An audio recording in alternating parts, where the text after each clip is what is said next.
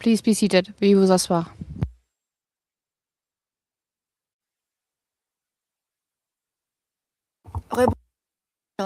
Maintenant, je vais... I will now give the floor to the prosecutor. Please proceed please continue with your presentation. President, Your Honours. My name is Robin Croft and I will address two topics today. First, I will present on the contextual elements of crimes against humanity. And second, I will set out some of the prosecution's evidence on Mr. Duterte's individual criminal responsibility for the crimes alleged in this case. Turning first then to the contextual elements. Your Honours, the contextual elements of crimes against humanity are established in this case because, first, there was an attack against the civilian population in the Philippines. The attack targeted civilians alleged to be involved in drug-related crimes and other forms of criminality. The Rome Statute crimes alleged in this case formed part of that attack. Second, the attack was widespread and systematic. And third, the attack was carried out pursuant to, or in furtherance of, a state or organisational policy. This policy was to neutralise alleged criminals in the Philippines through violent crimes, including murder. The evidence establishing the contextual elements are set out in paragraphs 71 to 86 of our pre-confirmation brief.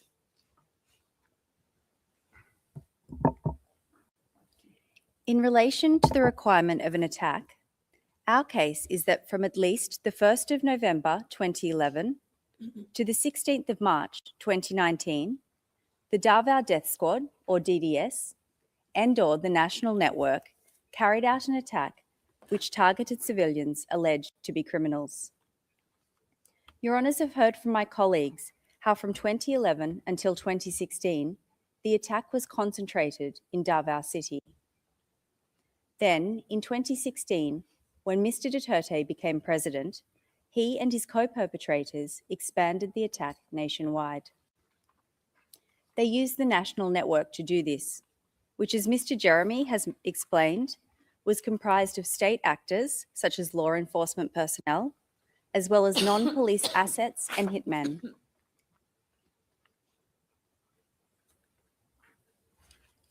Your Honours, the locations of the murders contained in counts 1 to 3 of our document containing the charges are indicated on the map on your screens. They include 76 murders, which themselves satisfy the threshold of multiple acts making up a course of conduct. However, as Mr. Nichols has noted, the crimes in count 1 to 3 are representative and emblematic of a larger killing campaign.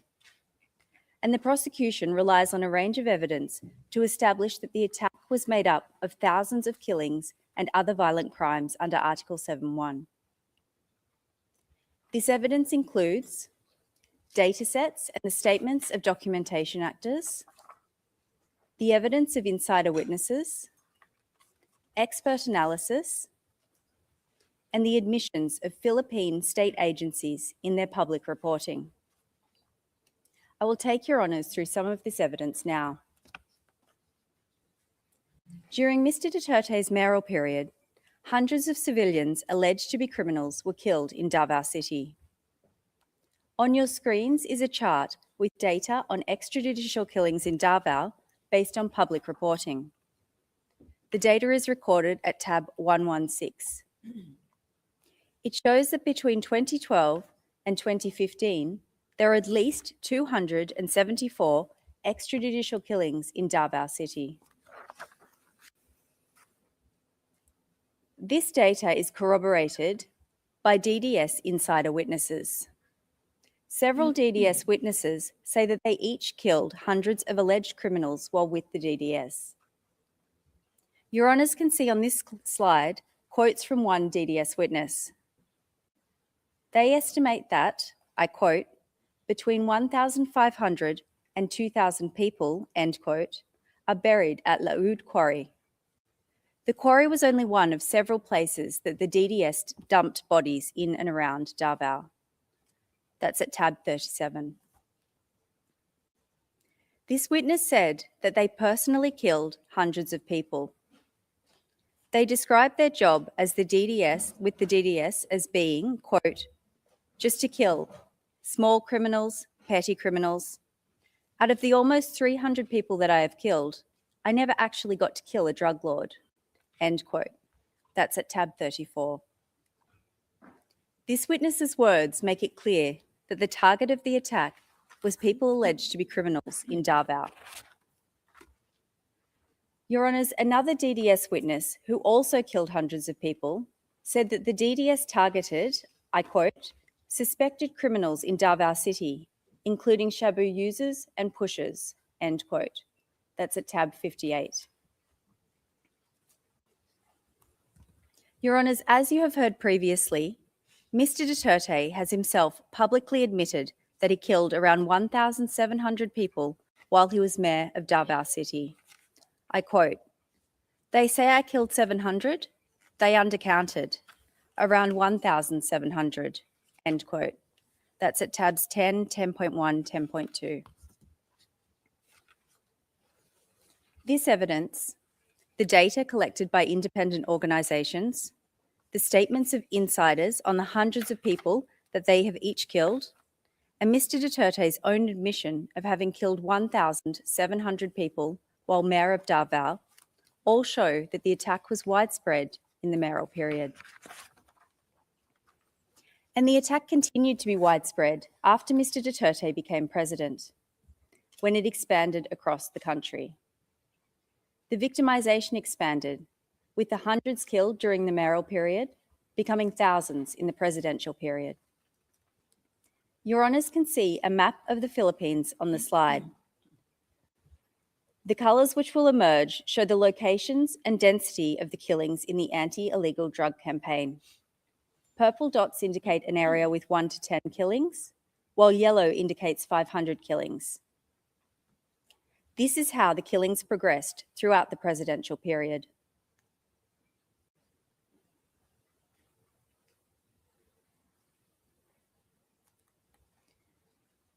Your Honours, this map is based on data collected by an independent organisation which recorded at least 5,823 anti-drug killings during the presidential period. This data is recorded at tab 104. The data shows that the attack during the presidential period was widespread. As Your Honours can see from the map, it occurred across the country. It occurred over multiple years, and thousands of civilians were killed.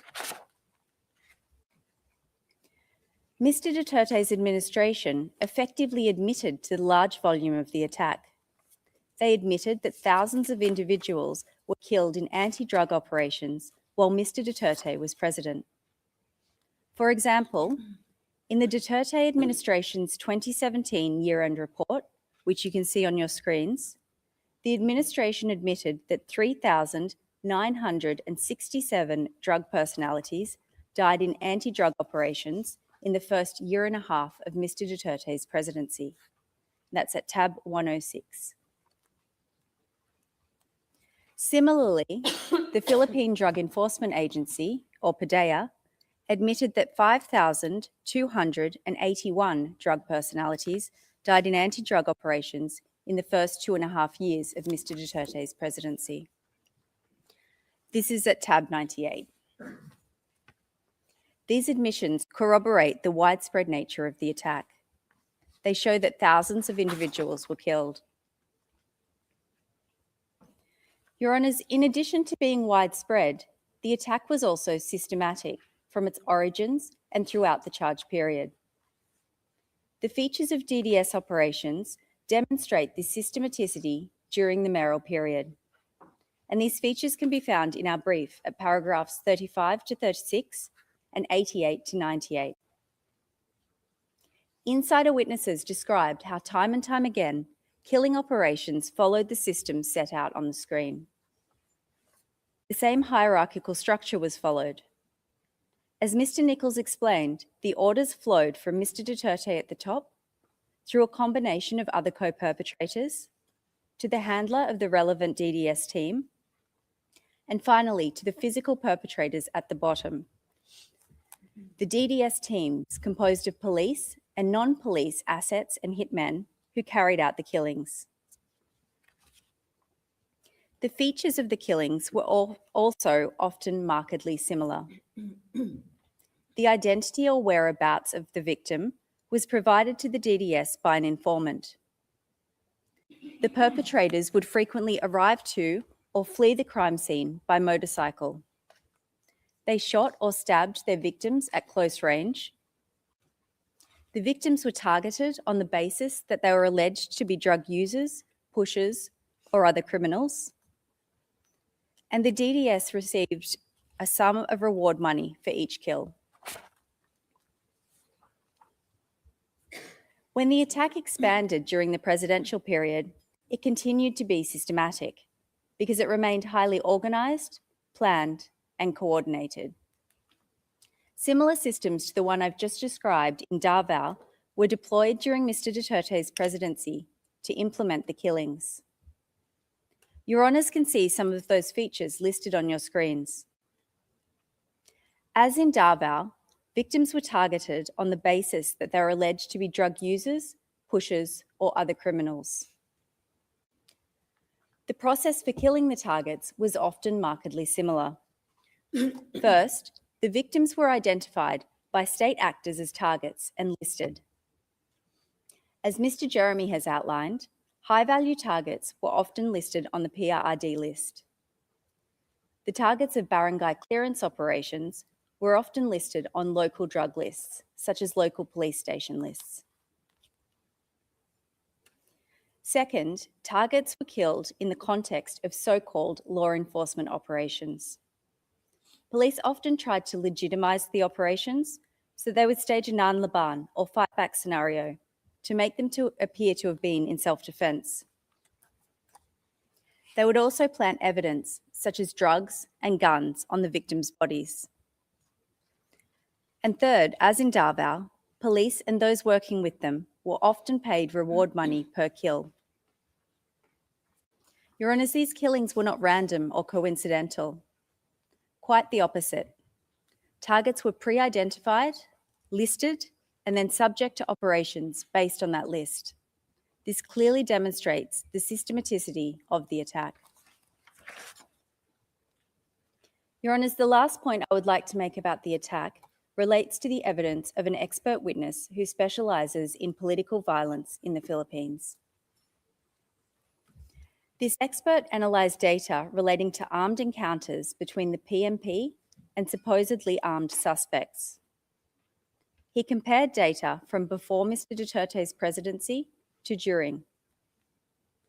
And based on this comparison, he found that in the first 25 months of Mr. Duterte's presidency, the number of suspects killed by police increased by 590% across the Philippines.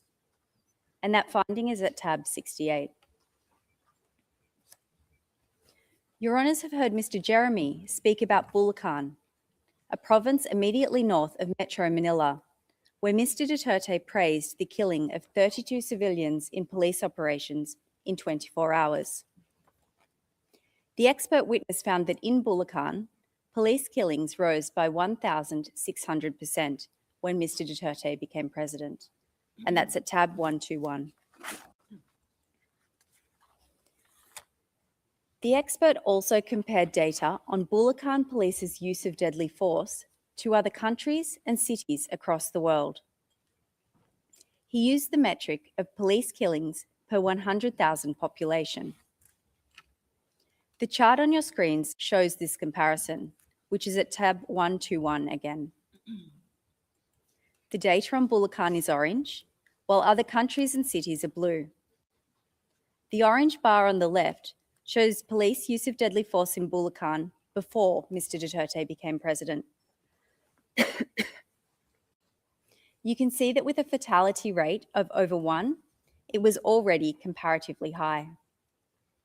The orange bar on the right shows the dramatic increase in killings in Bulacan by police after Mr. Duterte became president.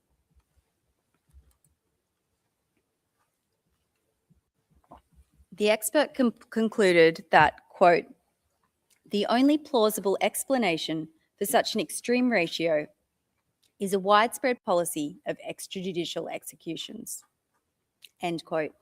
That's also tab 121. Your Honours, this leads us to the policy requirement for crimes against humanity in Article 7.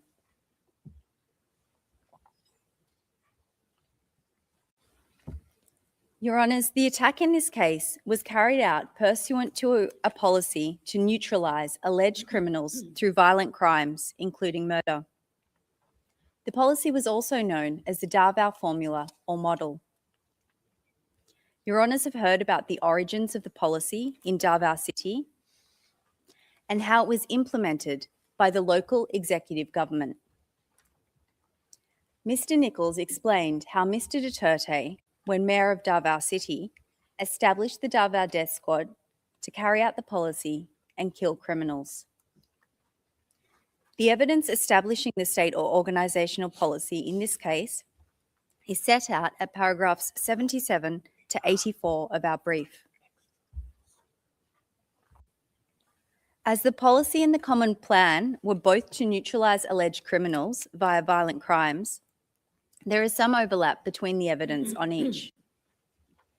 I will set out some of that evidence now while discussing the policy, and then some later while discussing the common plan. The evidence includes Mr. Duterte's many public statements and speeches outlining the policy.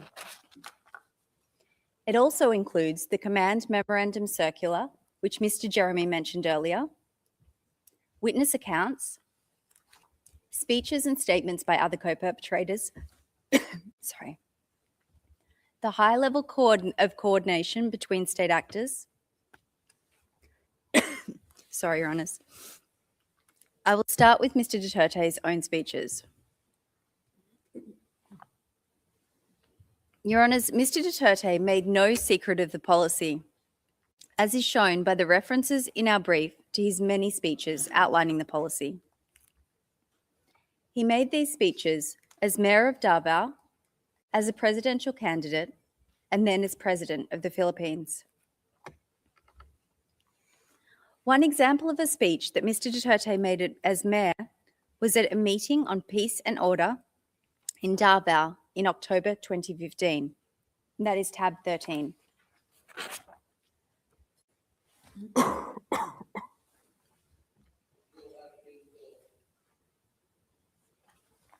Thank you.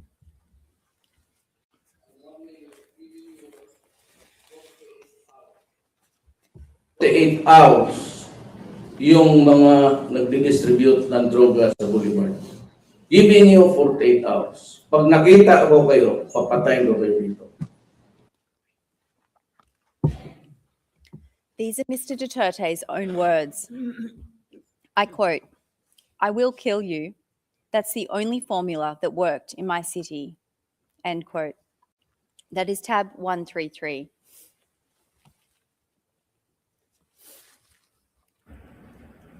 Prangka-prangkahan talaga. I will kill you. Kayong na mayor ako ngayon, presidente, yun din ang, that's the only formula that worked in my city.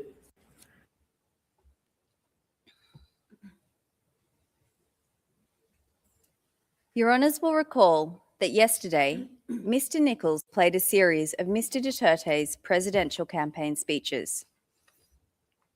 I want to take a moment to reflect on some of the key features of those speeches, which are at tabs 8, 12 and 14. First, Mr. Duterte frequently said that if elected as president, he would stop drugs and crime in the Philippines in 3 to 6 months.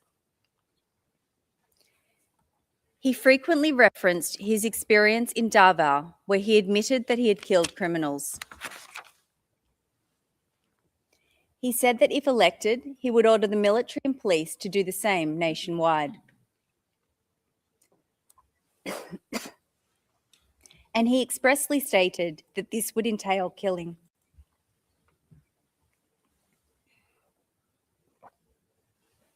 Your Honours, Mr Duterte's speeches make it clear that there was a policy to neutralise alleged criminals by violent means, including murder.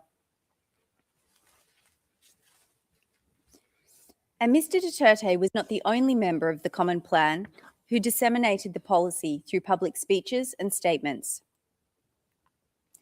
In this video at tab 9, co-perpetrator Mr De La Rosa addresses a crowd of self-confessed drug addicts in Bacolod City and urges them to kill drug lords and burn their houses. But on Thursday, National Police Chief Ronald De La Rosa's rhetorics were far from toned down, as he told hundreds of self-confessed drug users and pushers in Bacolod City to kill drug lords. Kilala mo siguro ninyo kung sino mag-vlog dito. Ano, gusto nyo patayin? Gusto nyo patayin? Pwede mo kayo pumatay. Pero wala kayo. Kayo mo lang biktima. Puntahan niyo. Buhusan nyo ng gasolina. Yung bahay sa inihan niyo. Mr De La Rosa made this speech on the 25th of August 2016. At the time, he was the chief of the Philippine National Police. Your Honours, the existence of the policy is also shown by the police directive which Mr Jeremy spoke about earlier, Command Memorandum Circular number 16 of 2016. This is at tab 112. As Your Honours have heard, the day after Mr Duterte became president, he appointed his longtime friend and colleague from Davao, his co-perpetrator, Mr Ronald De La Rosa, as chief of the Philippine National Police. On the same day, Mr De La Rosa formalised the anti-drugs component of the policy by issuing this directive to the 180,000 police officers under his command. The circular directed police to pursue the neutralisation of illegal drug personalities. As Mr Jeremy has outlined, the evidence shows that within law enforcement, neutralise meant and was understood as meaning to kill. Your Honours, the Command Memorandum Circular shows there was a policy to neutralise through violent crimes such as murder.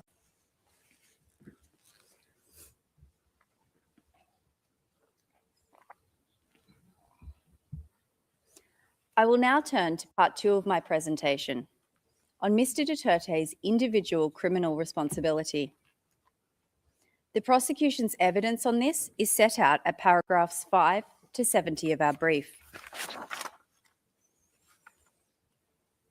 The prosecution alleges that Mr Duterte indirectly co-perpetrated the crimes, ordered and/or induced the crimes, and/or aided and abetted the crimes. Today, in the interest of time, I will focus on indirect co-perpetration, and we rely on our brief for the other modes of liability. Your Honours, Mr Duterte is an indirect co-perpetrator of the alleged crimes because, first, he agreed to a common plan to neutralise alleged criminals. Second, he and his fellow co-perpetrators jointly controlled a structure of power, namely the Davao Death Squad and the National Network, which they used to pursue the common plan. Third, Mr Duterte made an essential contribution to the crimes within the framework of the common plan. And fourth, he did this with the requisite intent. Your Honours can see on your screens an excerpt from paragraph 4 of our document containing the charges. This sets out the scope of the common plan. The plan was to neutralise alleged criminals in the Philippines, including those perceived or alleged to be associated with drug use, sale, or production through violent crimes, including murder. As Mr Nichols has explained, Mr Duterte and his co-perpetrators agreed to this plan in Davao City. Photos of the co-perpetrators in Davao City are displayed on your screens.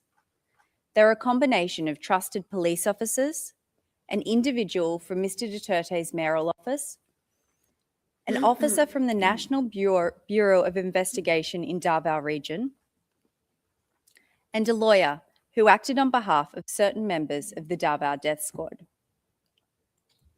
In 2016, when Mr. Duterte became president, the members of the Common Plan remained largely the same.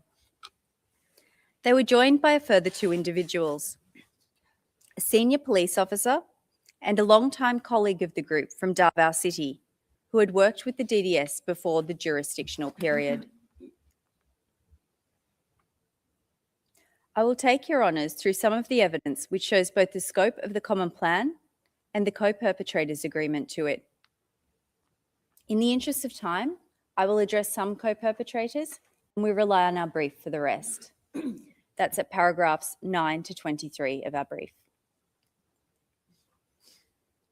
On your screens is a photograph of Mr. Ronald De La Rosa. When Mr. De La Rosa was Davao City Police Chief, he developed Tokhang operations. As your honours have heard from Mr. Jeremy, Tokhang was a blueprint for police to implement killings later in the presidential period. When he was announced as Mr. Duterte's chosen PMP chief in May 2016, Mr. De La Rosa gave this interview, which is at tab 101. It shows that he wholeheartedly agreed to the Common Plan.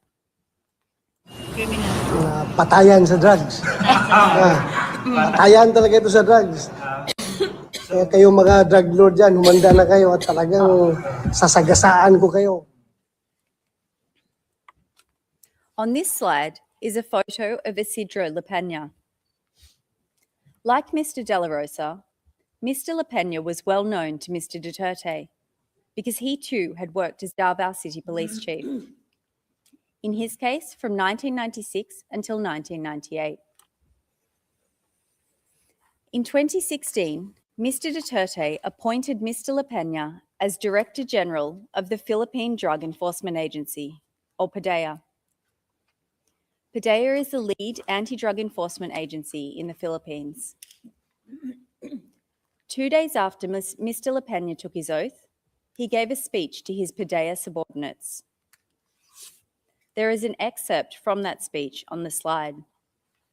Quote, "Under then Mayor, we implemented strict law enforcement against illegal drug activities in Davao City. The President wants to replicate and expand what is being done in Davao. And that is precisely what I intend to do." End quote. That's tab 101.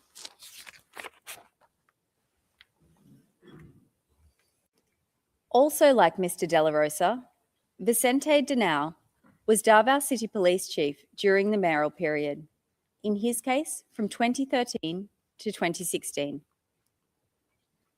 In November 2018, he was appointed Police Chief of Manila Police District, and he told reporters, quote, "If I discover anyone involved in drugs, especially those who distribute or just throw them around, son of a bitch, I will go after you, goddamn.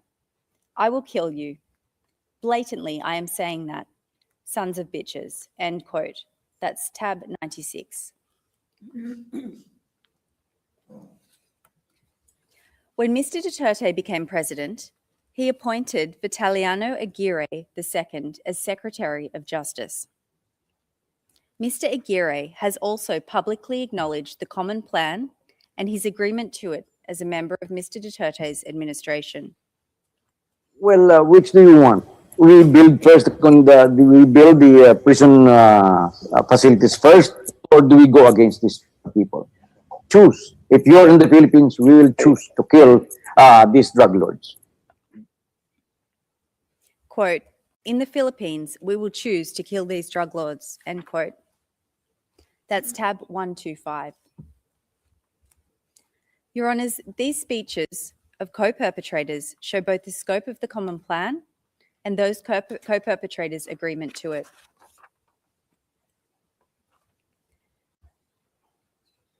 Your Honours, the next element of indirect co-perpetration is control of a structure of power.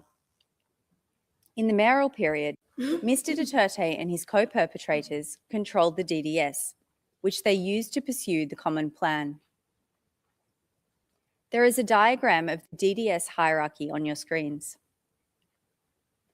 As the mayor of Davao City, Mr. Duterte sat at the apex of the formal and city structures. The law gave him formal operational, supervision and control over the police in Davao City. In addition to this de jure power, insider witnesses spoke about his de facto power over police and the DDS structure. Under Mr. Duterte were a combination of co-perpetrators from the Davao City Police Office and the Mayor's Office. Together with Mr. Duterte, they controlled the DDS teams beneath them.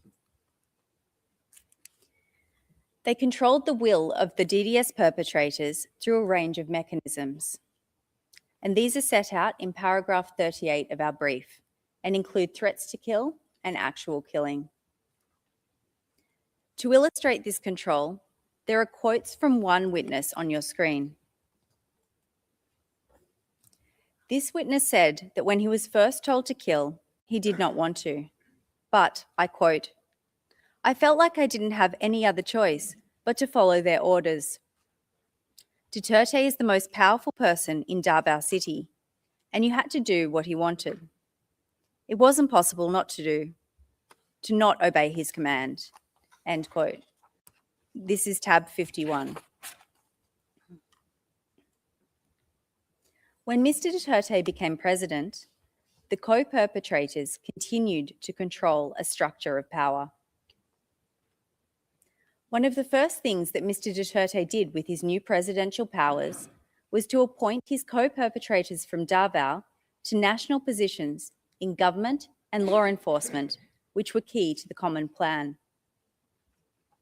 And after he appointed Mr. De La Rosa as chief of the PMP, Mr. De La Rosa used his new powers to move other police co-perpetrators into key policing roles.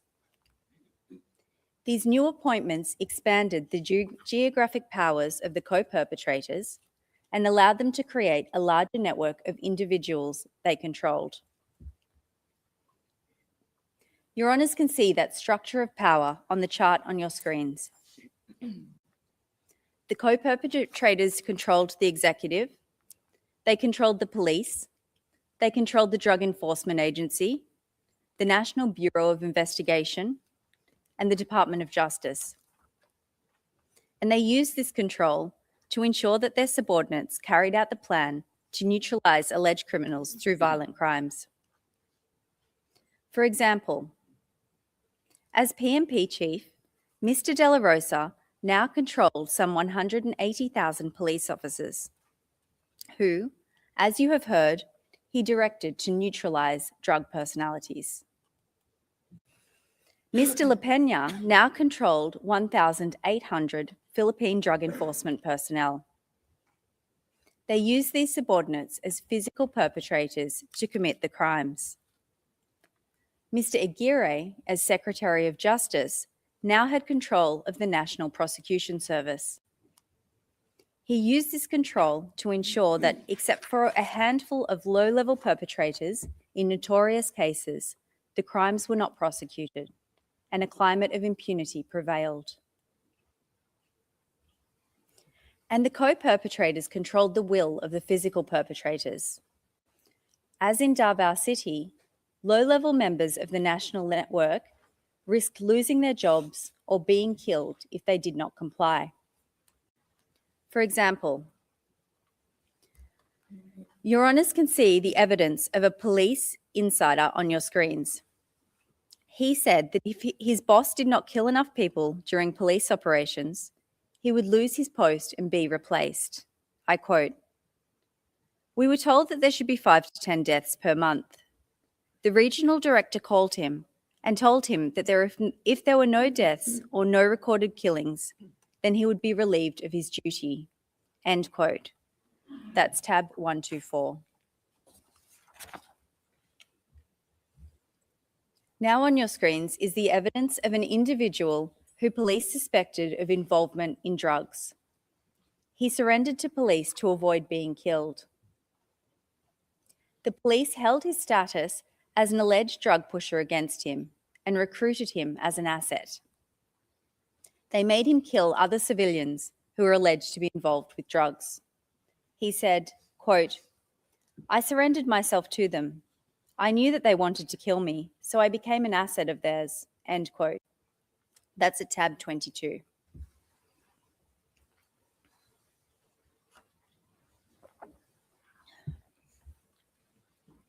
Your Honours, I will now turn to the requirement of an essential contribution.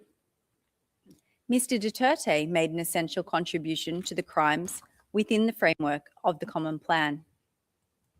And the prosecution has set out 10 of Mr. Duterte's contributions in our brief at paragraphs 44 to 58. Many of these have been discussed in the prosecution's presentations. For example, Mr. Nichols spoke about how Mr. Duterte designed and disseminated the policy in this case, which is point A on the slide. He also spoke about point B, how Mr. Duterte established and oversaw the DDS. I have just addressed point E, on the appointment of key personnel to positions which were crucial to the execution of the crimes.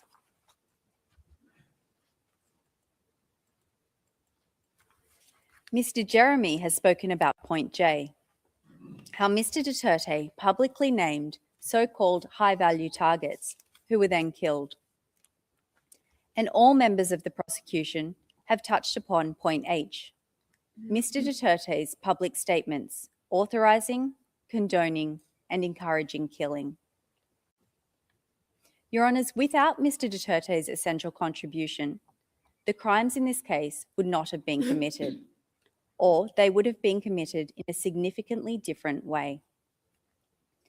We can see this in the evidence of low-level members of the Davao Death Squad and the National Network, who said that Mr. Duterte's conduct had a causal effect on their perpetration of the crimes. You can see on the screens, one low-level perpetrator during the mayoral period said, I quote, "I was confident to continue killing people because anyway, we wouldn't be arrested for that," end quote. That's tab 38. A low-level police perpetrator during the presidential period was asked about the impact Mr. Duterte's public speeches had on his team, including when deciding to kill someone. He responded, quote, "It did have an effect on me because it's like I was saying to myself, well, even the president, he himself is ready to do something like this, and who am I?" End quote. That's tab 142. A senior police officer during the presidential period was asked why his police unit started killing in July 2016. He responded, I quote, "Because of the directive of the president," end quote. That's tab 120.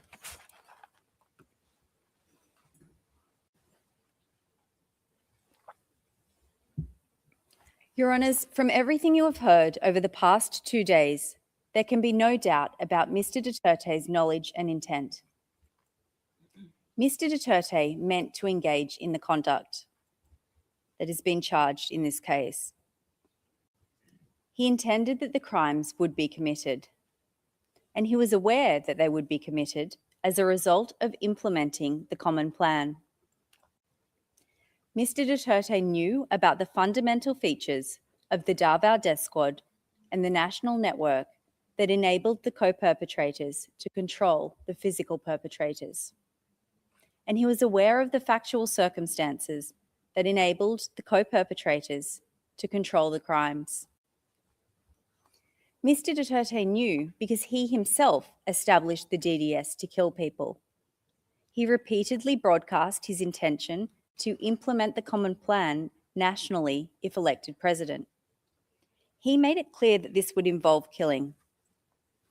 Once he was president, he moved his trusted co-perpetrators from Davao into key national positions.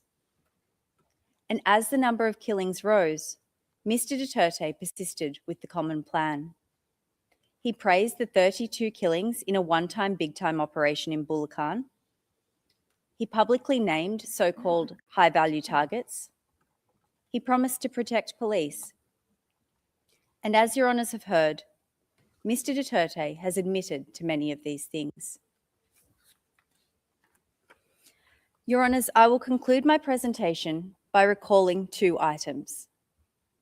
The first is Mr. Duterte's presidential campaign promise that he would stop drugs and crime in the Philippines within 3 to 6 months. And the second is the spread of killings during the first 6 months of Mr. Duterte's presidency. I promise you, hindi naman believe yung ibang tao. Sabi ko, I would stop drugs and crime, criminality in 3 to 6 months. That concludes the prosecution's submissions on the merits. Thank you, Your Honours. Josh Motach. Thank you very much. Am I to understand that you have finished with the presentations on the merits? Honors, yes, that is correct.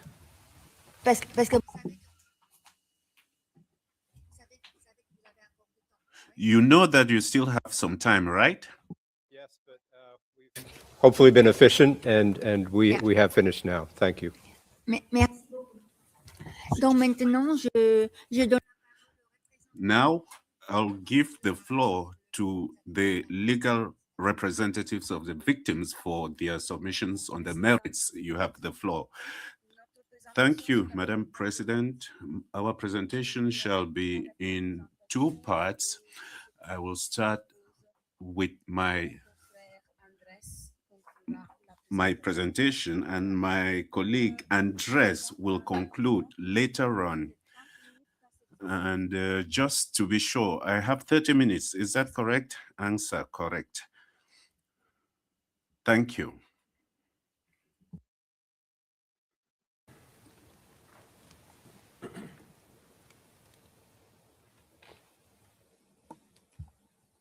Madam President, Your Honours, we speak today on behalf of thousands of victims and surviving families who suffer immeasurable harm under the so-called anti-drug campaign conducted during the administration of the suspect, former President Rodrigo Roa Duterte.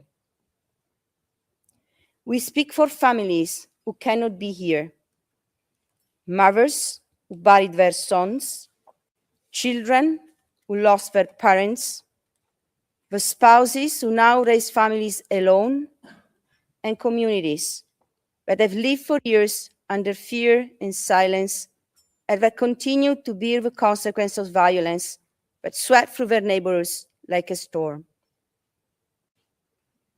These victims appear today before you, not as mere statistics or distant figures, or images in report as pictured yesterday by the defense, but as human beings whose rights under the Rome Statute have been violated in the most profound ways.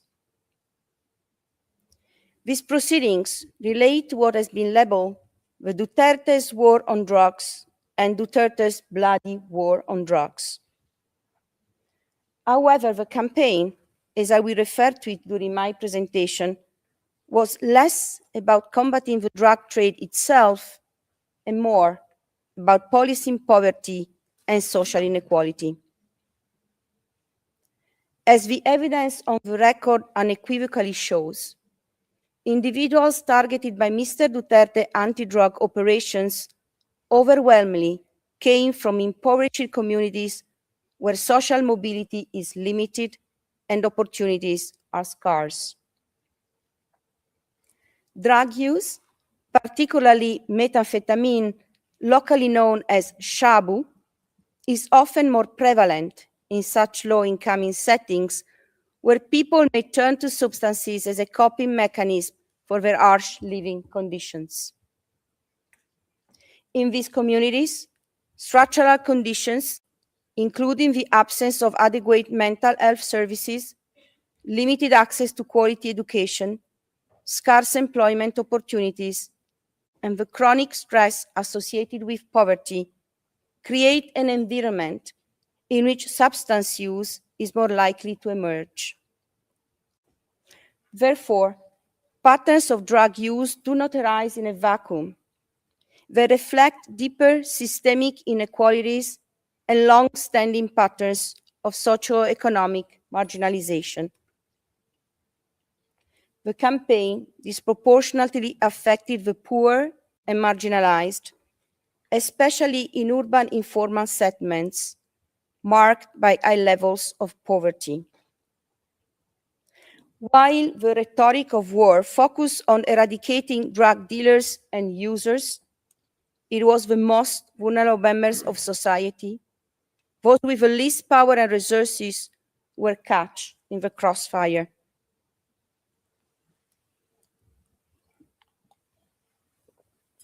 A significant number of the ones killed had little or no criminal history and were often accused of minor drug-related conduct or perceived drug use by the authorities. These were people living in poverty, were treated as expendable by a system that failed to prioritize their protection and to address the structural conditions underlying their struggles. Rather than addressing the root causes of drug addiction, such as poverty, lack of education, unemployment, and inequality, the Duterte administration framed the issue as a criminal one, focusing on punitive enforcement over social responses. Mr. Duterte's response was a selective, violent crackdown of the most vulnerable, recasting conditions of marginalizations as grounds for criminal targeting, rather as manifestations of social injustice. Framed on its face as a campaign against illegal drugs, it in reality reflected broader social political dynamics, including the targeting of marginalized communities, the use of state violence, and the deflection of attention from deeper structural problems.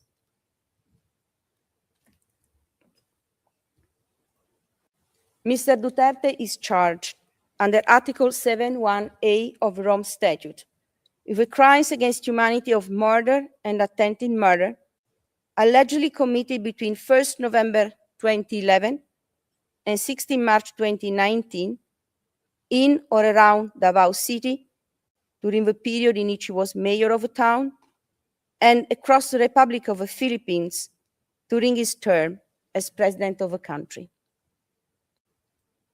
The prosecution presented ample evidence showing that each of the contextual elements of crimes against humanity is satisfied at the required threshold for confirming the charges.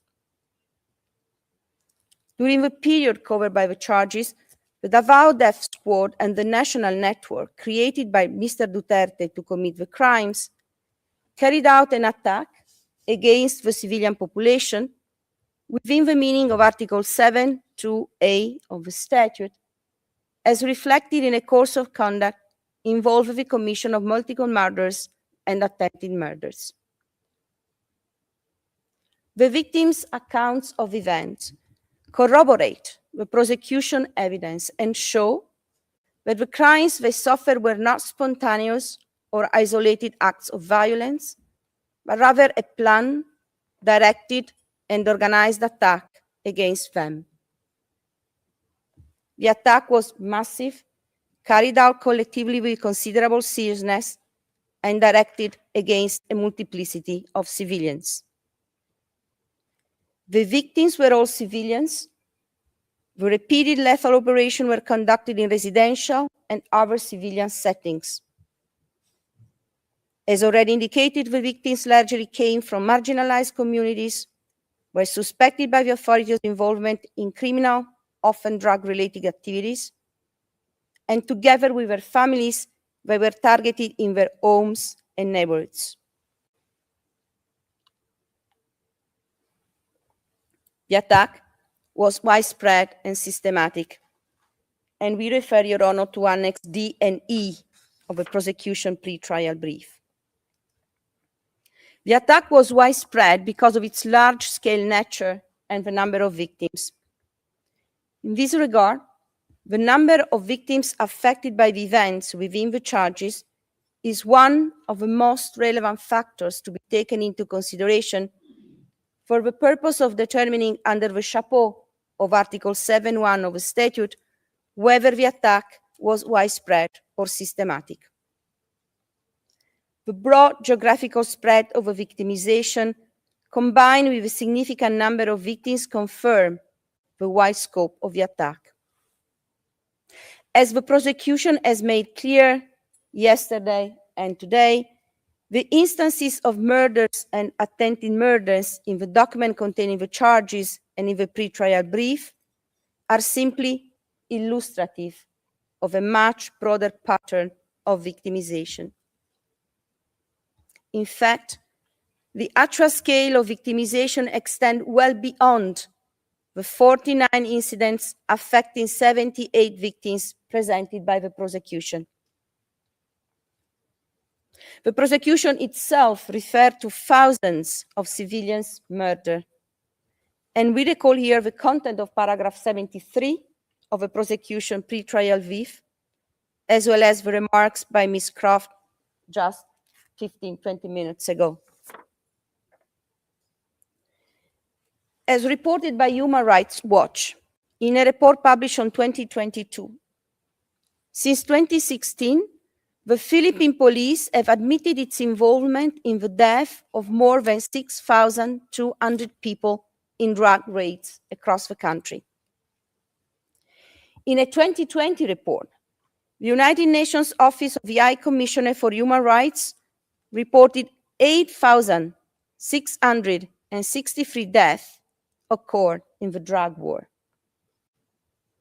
The Human Rights Commission of the Philippines and domestic human rights group report death tolls that are 2 to 3 times higher than the UN figure.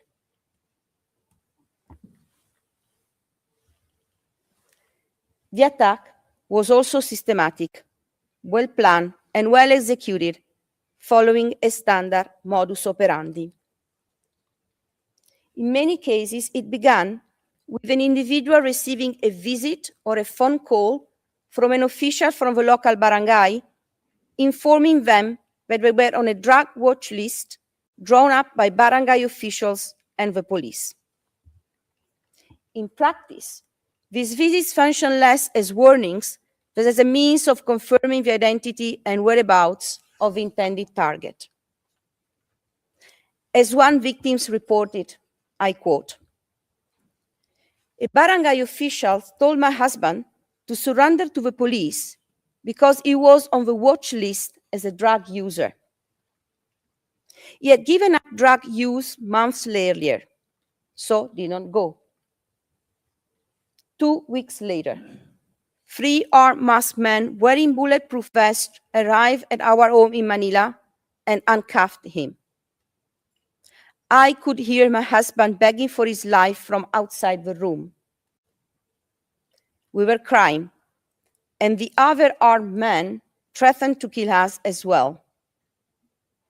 Moments later, my husband was shot dead." End of quote. Survivors, relatives, and neighbors consistently recount that armed men typically work in groups of 2, 4, or a dozen.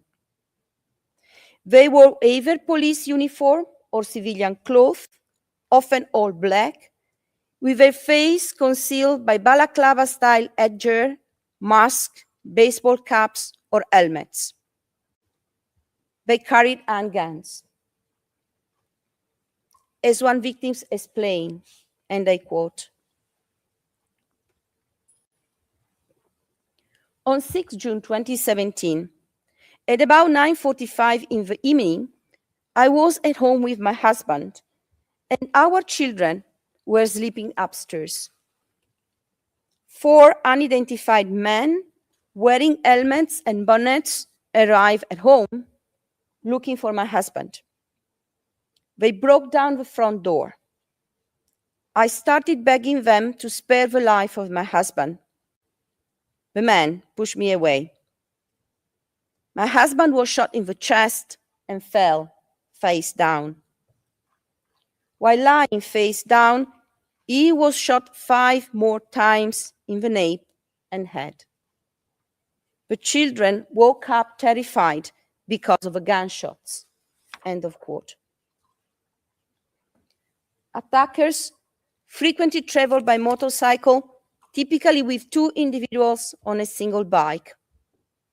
Often a van, invariably white or black, and at times bearing markings associated with police vehicles was also present. They banged on doors and barged into rooms. The attackers did not identify themselves or provide warrants. Family members report hearing beatings and their loved ones begging for their lives. And I quote again from the recollection of one of the victims. 5 masked armed men broke into our house in Bulacan province where my father was playing cards. We could see him kneeling in a surrendering position. The men grabbed him and slammed him into a concrete wall several times. And then, just they throw him outside. We saw the shooting. We were just there. My father's face was bleeding from being hit, and he was begging them for mercy when he was shot. End of quote. Another victim explained, quote, my father collapsed to the floor but still tried to move, begging for his life. Yet the man continued shooting him. I couldn't count how many times I was so afraid. We also heard successive gunshots from outside.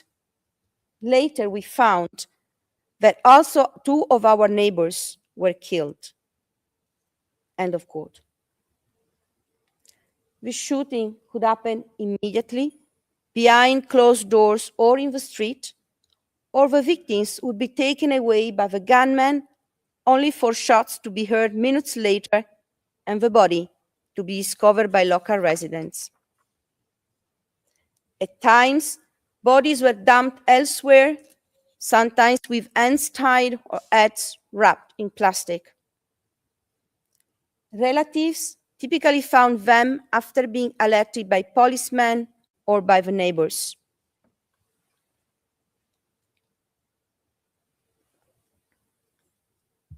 A victim recalled, quote, 6 masked armed men broke into the house where a small group, including several teenagers, were watching television. The men arrested and beat 2 young boys they believed were drug suspects and then took them away on motorcycles.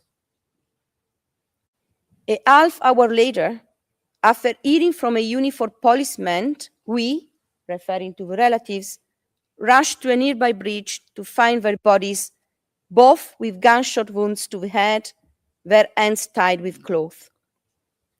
The gunmen were still at the scene, while uniformed police cordoned off the area.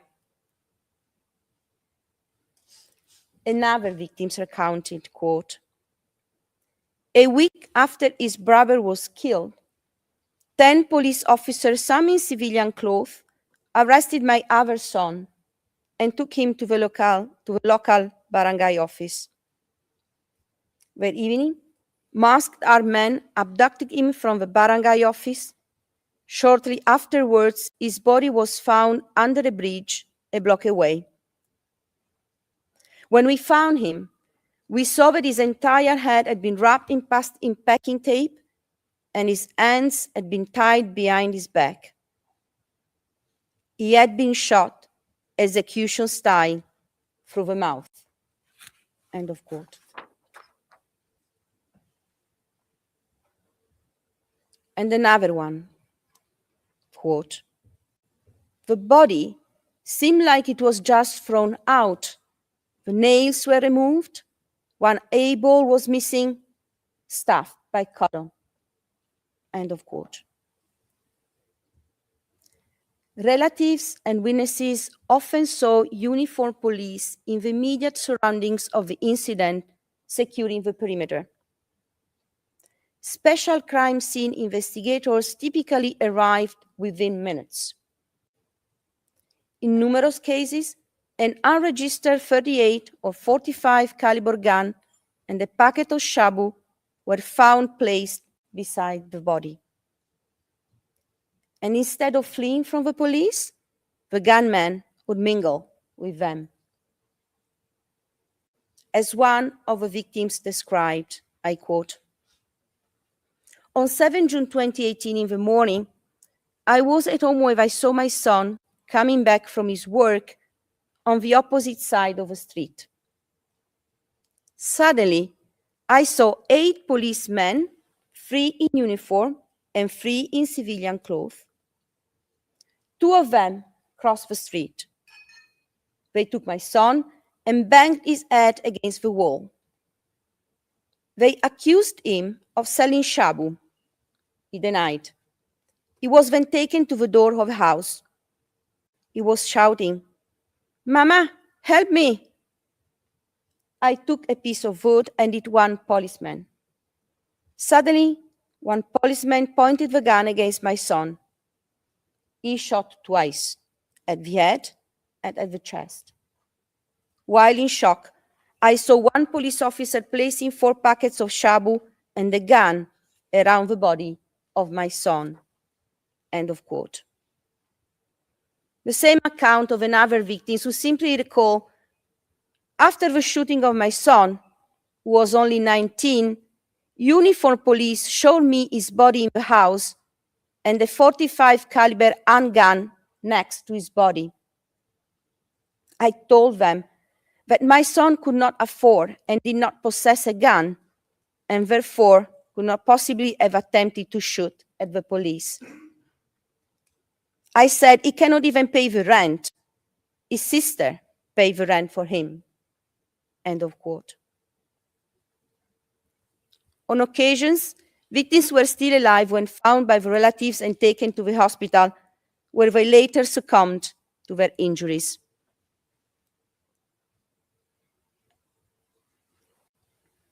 Survivors recount the terror and enduring feeling of still being hunted as follows, and I quote,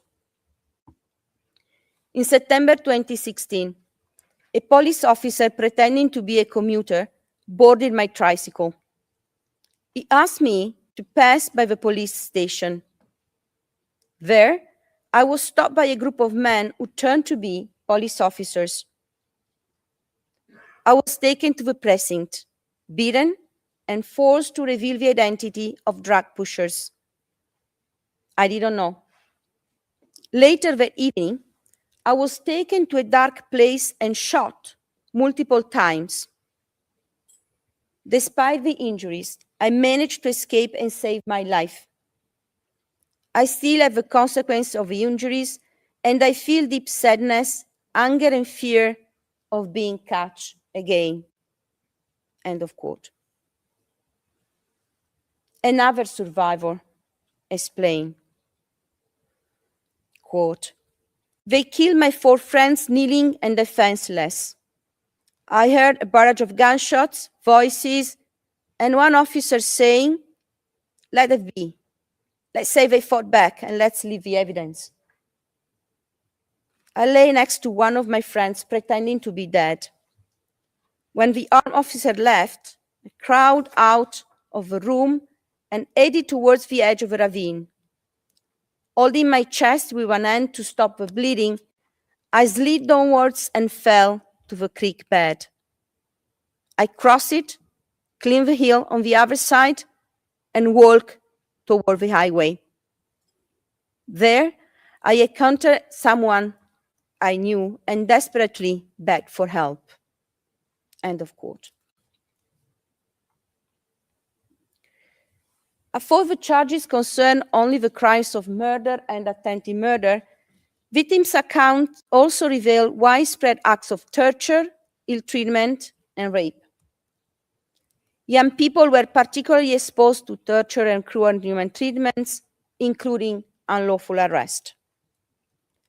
A number of victims participating in these proceedings were minor when they were attempted to be killed, and a number of victims participating in the proceedings recount the killing of their nephew, son, cousin, who was under 18 at the age of killing.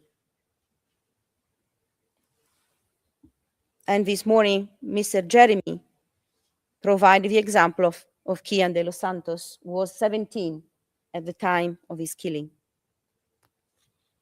Reported forms of torture include beating, kicking, slapping, blows to the head, electrocution, and death threats. On several occasions, law enforcement officials used arrests, inclusion in the drug watch list, and drug-related accusations as a tool of coercion to perpetrate rape and other forms of sexual violence. In September 2018, a young boy was taken by the police and brought to the precinct. His mother recounted, I quote,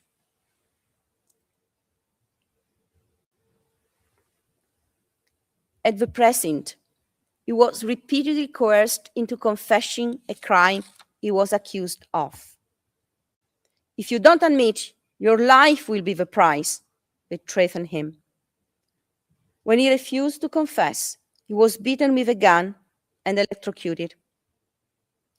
On the night of 16 September 2018, between 9 and 10, I received a phone call from my cousin urging me to go in a certain location in Manila. What I saw was a nightmare. My son had been discarded like an animal, his lifeless body lying on the boulevard, abandoned like a fish by the roadside. I rushed to the scene, but I was blocked by the police. I was not even allowed to touch or embrace my son's body. Even in death, my son was not treated with dignity. It was like they just threw my son out like a pig. I finally found him at the funeral home where I had to pay to recover the body. I had nothing. I was bargaining as if I were buying fish. In the end, I paid approximately 45,000 pesos to take my son's body for burial. Now I wonder, will justice ever be served? Excuse me, Counsel, you have 5 minutes left.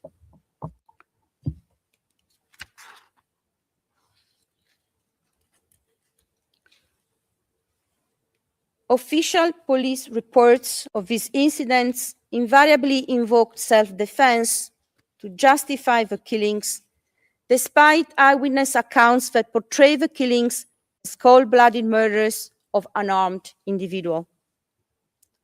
To bolster their claims, the police routinely planted guns, spent ammunition, and drug packets beside the bodies.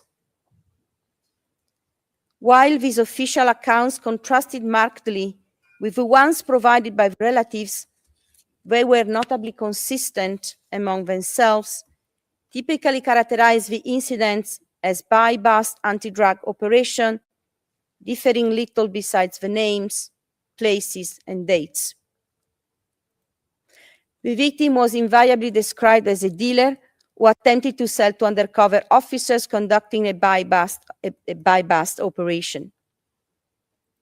Specialized local anti-drug units called Station Anti-Illegal Drug Special Operation Task Units were usually involved.